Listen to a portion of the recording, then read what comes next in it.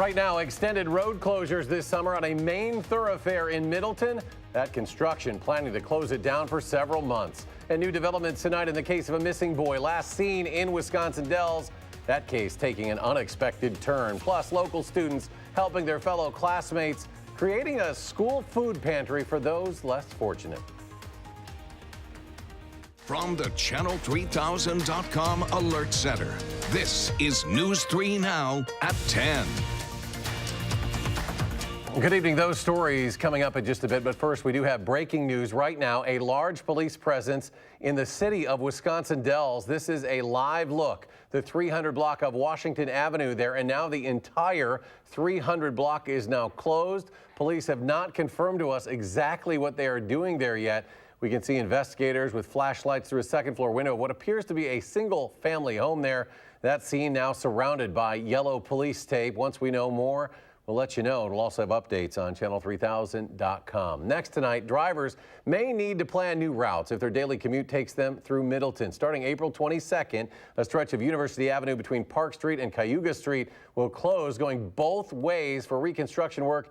Maddie O'Neill joins us with what we can expect out of this $2 million project and how long it'll last. Maddie?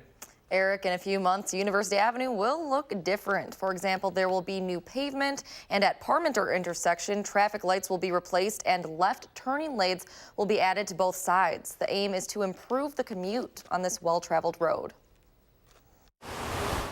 We're going to lose business for sure. Roman candle owner Brewer Stauffer should know. For a whole month, we lose our parking lot, which is good. That's going to be terrible. He just got done dealing with construction at his Monroe Street location. It affected us pretty significantly. Now the orange cones will be back, this time in front of Stauffer's Middleton Roman candle on University Avenue. We'll be right here. I sure hope that the Middleton construction isn't nearly as bad as the Monroe Street construction. It will be a very brief project, as road projects go. Depending on the phase, the about 2.5-month reconstruction project will shut down stretches of University Avenue from Cayuga to Park Streets both ways. The official detour for westbound traffic takes drivers from Allen Boulevard to Century Avenue to the Beltline. When University Avenue has any construction on it, it tends to increase the traffic on the Beltline. Middleton City Administrator Mike Davis says traffic will likely increase in surrounding neighborhoods as well. Be very careful, particularly if they're going through a residential neighborhood. Pretend that it's your neighborhood. The driving force behind this project is the need to accommodate more traffic and create a smoother experience. Much smoother, brand new surface, and it should look great. Something Stauffer is excited about too. I'm looking forward to never seeing the street light fall down again on University Avenue. I've seen it at least 5 times. Cars hit it, trucks hit it as they take corners. It's nuts. He hopes additional turn lanes will turn that around. I'm looking forward to it being a safer intersection. And believes the construction will be a brief detour before getting business back on track. We're nervous, but we do deliver. The city of Middleton and Dane County are working together on this project on what's considered a county road, with the city paying for half. And weather permitting, work starts on the road April 22nd and ends July 4th. Now there is a school nearby, and the city is working with school officials to coordinate bus routes. All right, such a busy route, and you can find more information on that project on our website. Maddie, thank you very much. An update on the case of the missing Timothy Pitson. Police say a man now identified as 23-year-old Brian Reaney falsely told police he was Timothy and that he had escaped kidnappers in Ohio and ran across a bridge into Kentucky. Timothy was from Aurora, Illinois, last seen at the Kalahari in the Dells almost 8 years ago. The family says they have always hoped Timothy would return to them and are now figuring out their next steps. He's a wonderful little boy, and I hope he has the strength of personality to do whatever he needs to do to find us. My prayer has always been that when he was old enough, he would find us if we couldn't find him.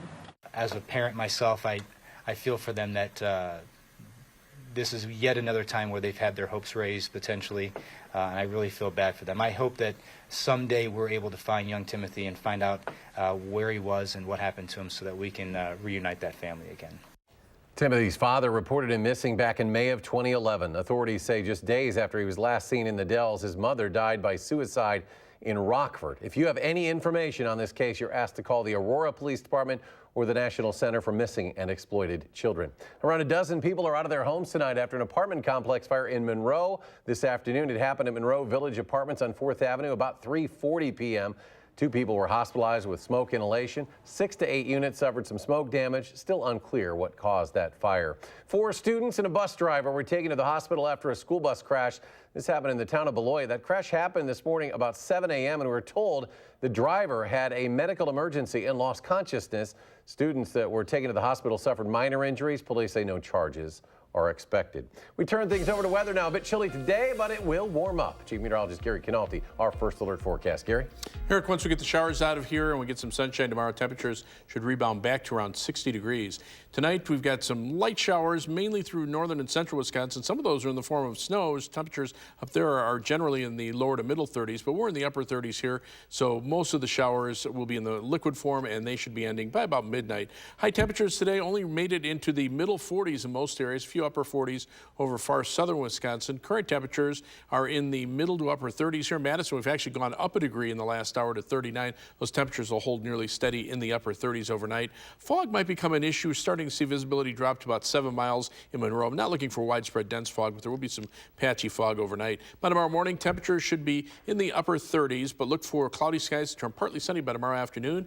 Our high temperature will be back up at 60 degrees. That's your News 3 Now First Alert forecast. Gary, thank you. President Trump easing off his threat to shut down the southern border, now giving Mexico a one-year warning to halt the flow of illegal drugs. If the Mexican government does not respond in a way that is acceptable to the president within 12 months, he says he will take action by either shutting down the border or imposing tariffs. The first lawsuit is filed against Boeing over last month's deadly Ethiopian Airlines crash. This comes on the same day that Ethiopian officials said their investigation revealed a sensor malfunction triggered an anti-stall feature shortly after takeoff. The pilots did follow procedure and turned off that sensor, but could not regain control. That same feature is also at the center of an investigation into last year's Lion Air disaster on that same type of plane, the 737 MAX. Boeing now working on a fix while the entire fleet remains grounded. City of Chicago says Jussie Smollett has refused to pay more than $130,000 to reimburse costs of investigating what authorities say was a staged racist and anti-gay attack. The city's law enforcement officials now say it's drafting a civil lawsuit against him and will file it in the near future. Today was the deadline for Smollett to pay those investigative fees. A Milwaukee man convicted of leading police on a high-speed chase that resulted in the death of an officer has been sentenced to 30 years in prison. Liddell William Harrison pleaded guilty in February to 6 charges in the June 2018 death of 23-year-old officer Charles Irvine Jr. Officer Irvine was the passenger in a squad car that crashed while chasing Harrison. Prosecutors say that sentence is designed to send a message to the community that fleeing from police will not be tolerated. There is a new mayor-elect in the city of Fitchburg. The controversial incumbent was beaten by longtime resident Aaron Richardson, who currently works as a substitute teacher. He says he wants to renew focus on the city's future. I grew up here. I'm 5th generation here in Fitchburg, and those things are important to me. I plan to be here for a long time, so I really wanted to have a lot of input into those decisions. Richardson says his first order of business is updating Fitchburg's comprehensive plan. He wants to create more affordable housing and ownership opportunities and also draw more businesses to the Fitchburg area. Students at Baraboo High School are taking it upon themselves to make sure their classmates get enough to eat. Our Amy Reed joins us with how they are making that happen. Amy. Right, with the help of their teachers, 2 student groups are running a food pantry out of the high school, the FFA and the FBLA. Today I went to Baraboo to see how they're hoping to use this to tackle hunger in their community. In a small closet at Baraboo High School, there's a big problem this group is trying to solve. I think it's more prevalent than we like to think. Each day, students at the high school and in the community go hungry. Christina Williams sees it firsthand. I used to purposefully pack extra lunches, and it's not just me. I'm not the only teacher who does this. There are a lot of teachers in the building who we give away our own food because it's who we are, it's what we do. We love our kids, and that's why we're part of the profession. So when a community member suggested they open this food pantry, she was on board, and her kids were too. I come here and I pack bags. Take Tyler. So people aren't hungry no more. It isn't the whole crew. Yeah, Hannah and Caps. my pals. Together, they pack bags of food for students and their families. Got ramen noodles down there, and people like fruit and stuff. They usually order that. The orders come online, but Williams removes the name for anonymity. Nobody ever orders Jell-O. There's also hygiene products. We have lady products for the ladies. The kids pack it up, and Mrs. Williams puts it in the students' lockers to take home. It's such an amazing feeling, and it makes me so proud of my students who want to help and be on the giving end. She started to spread the goodwill to the whole school, giving granola bars to teachers to hand out to students in class. In my classroom, I notice there's a direct correlation when I feed kids. If they come to me and they say, hey, I'm hungry, their attitude changes right after I hand them that food. It's small bites out of a big problem, but it's a start. People need help, and someone's got to help them. And Williams is happy to try. It's so rewarding, and it's full of great lessons for them to learn, and I'm just really lucky, really lucky. The food pantry is always looking for donations, non-perishables or monetary. They're also hoping to expand. If you want to help, information on how to do so is available on our website. Impressive young people there. Amy Reed reporting. Amy, thank you very much. We do have an update now to that breaking news in Wisconsin Dells. Police say a 23-year-old woman was found dead inside a home on Washington Avenue. You're looking live at the scene right now. According to a press release just sent out, the 911 dispatch center received a call from the Philadelphia area this afternoon, prompting a welfare check on a female resident. When police arrived, the woman was found dead inside the home. No one else was inside. Police say a person of interest was identified. The search began, and a 31-year-old suspect then returned to the residence where he was arrested without incident. Police say this is a domestic situation. The public is not at risk right now. The 300 block of Washington Avenue in the city of Wisconsin Dells remains closed. We will have further updates at channel3000.com. Still ahead, a warmer weekend on the way. Gary will have his complete forecast, but first, giving local veterans a chance to reconnect and get a much-needed adrenaline rush. We'll tell you about the Freedom Free Fall program next.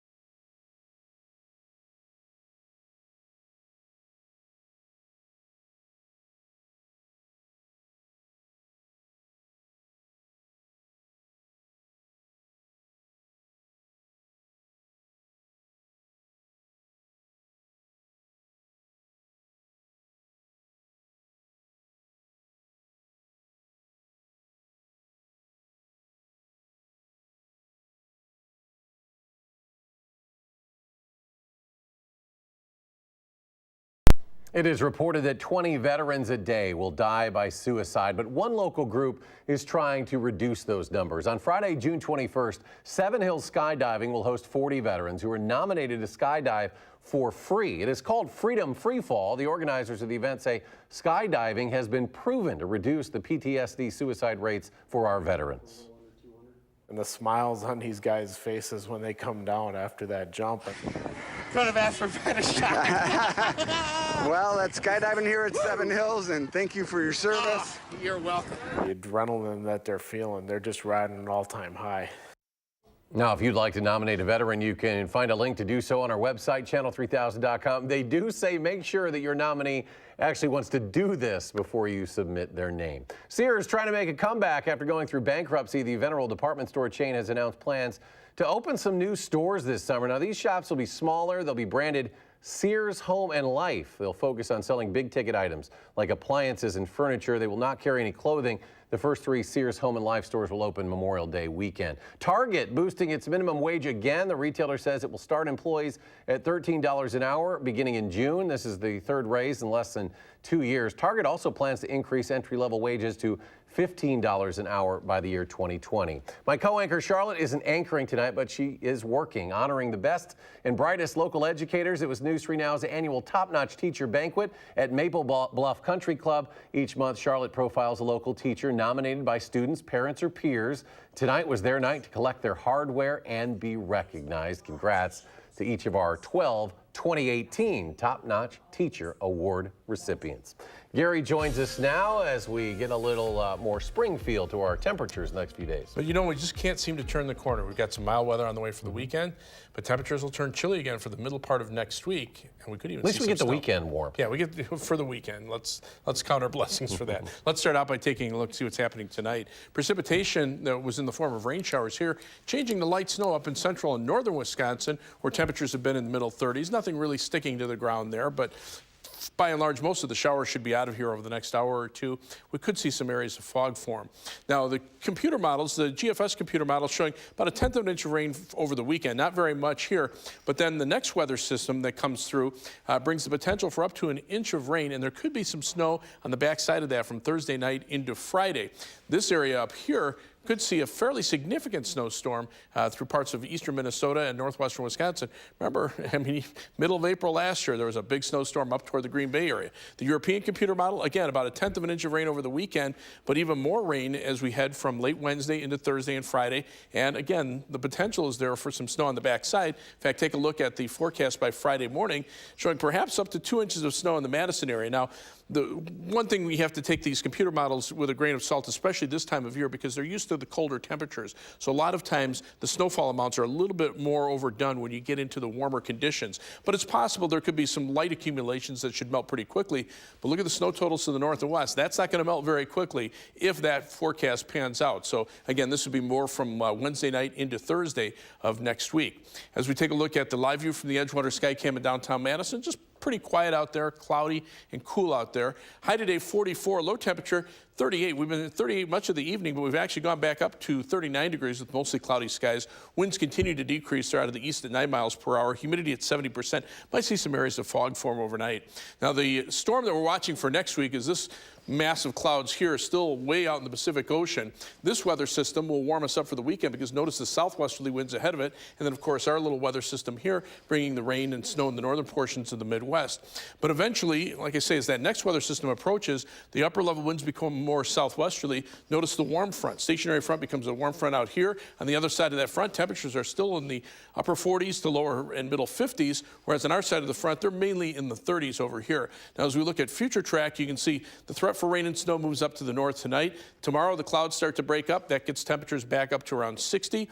Then tomorrow night, we'll see some showers, maybe some thunderstorms up toward the Twin Cities into central Wisconsin. A few of those could clip areas north of Madison during the day on Saturday, but highs will still be in the upper 60s.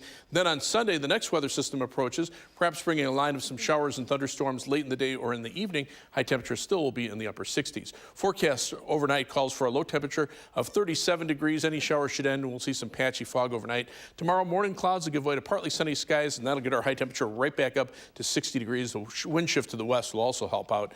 On future track, the last of the showers head out tonight. Then tomorrow, notice the clearing in the afternoon. Temperatures up around 60. Tomorrow night, partly cloudy skies, lows in the lower 40s. And then that shower and thunderstorm chance mainly north of Madison during the day. On Saturday, highs in the upper 60s. Areas that get some sunshine could be up close to 70 degrees. The 7 to 10 day forecast, mild for Sunday, shower and thunderstorm chance, a little cooler toward the middle of next week. And then that system from late Wednesday into Thursday, rain, maybe mixing with snow Thursday night before ending on Friday. Temperatures trending cooler, at least for the second half of next week. All right, Gary, thank you very much. It feels like the playoffs for the Bucks in Philadelphia tonight. Check in on Giannis and the playoff-bound Bucks just ahead.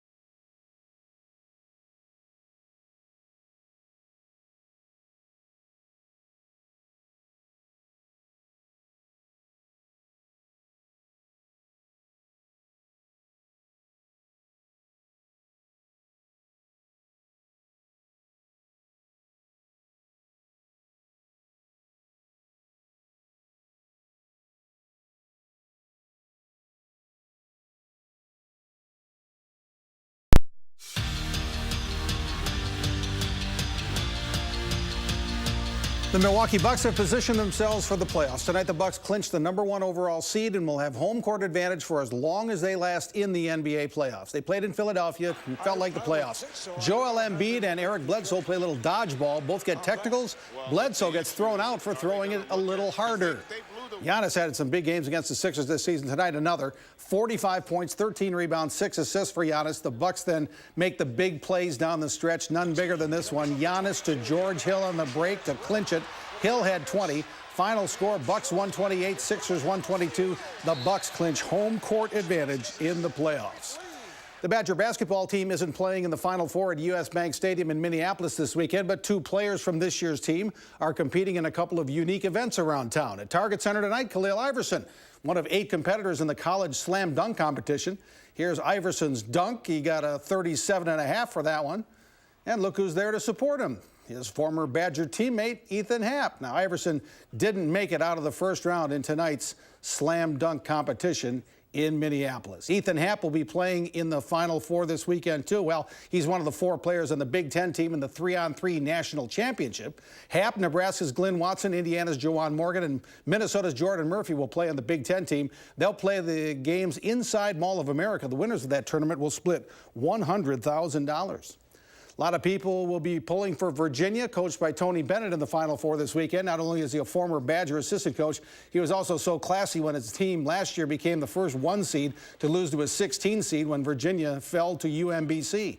Bennett says instead of pouting about it, they went to work to change it. I knew we had to be there for each other in ways that we never would have had that not happened. So it was about sitting together, talking, and just working through stuff and battling through it. Those first few months were with those guys, it was just, we're going to keep going through it. But everything was intentional about trying to respond in that from pretty much that moment after that game. Virginia will play the first game of the Final Four Saturday here on News 3 Now. The Cavaliers will play Auburn just after 5 with Michigan State and Texas Tech in the second game just before 8 on Saturday. No game for the Brewers tonight. They're back to work tomorrow night when the Chicago Cubs open a 3-game weekend series at Miller Park. The Cubs in Atlanta tonight. Boy, the Cubs are a mess right now. Their bullpen is just awful. Tonight, Carl Edwards and Tyler Chatwood turn a 1-0 game into a 6-0 game just like that. Final score, Braves 9, Cubs 4. The Cubs are 1-5. The NFL draft is at the end of the month in Nashville. The NFL announces today the Packers will have James Lofton announce their 2nd-round pick, and Aaron Campman will announce the team's 3rd-round pick. The Packers begin their off-season workout program Monday in Green Bay. And at the Women's World Ice Hockey Championships in Espoo, Finland, former Badgers all over the United States opening win over Finland. Hillary Knight, Brianna Decker, and Annie Pankowski all scored goals. Goaltender was Alex Rigsby. She was in the net for the win. And we'll be right back.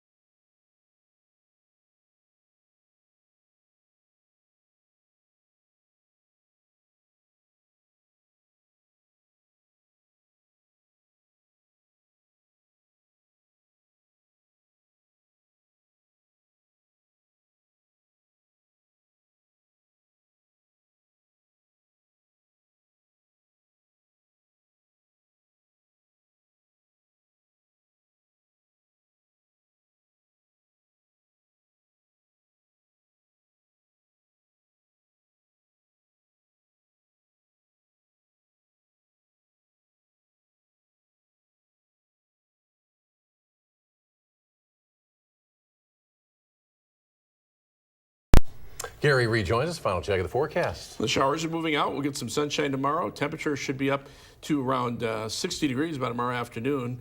Up north, they're getting a little bit of light snow, but our temperatures are still in the upper 30s to around 40 here. Tomorrow, though, high of 60 and upper 60s for the weekend. Shower or thunderstorm chance mainly north of Madison on Saturday. Sunday, a little better chance for scattered showers or a thunderstorm. We start trending cooler for the middle of next week. A rain system late Wednesday into Thursday could be mixed with snow Thursday night into Friday before ending, and then another weather system toward the end of next weekend. Temperatures at or below normal for next week. And Jay, Gary's Red Hot Coffee's rolling into Milwaukee tomorrow, huh? Should be fun. They can't get any worse. You're up, Gary. Have a good night, everybody. Thanks for watching.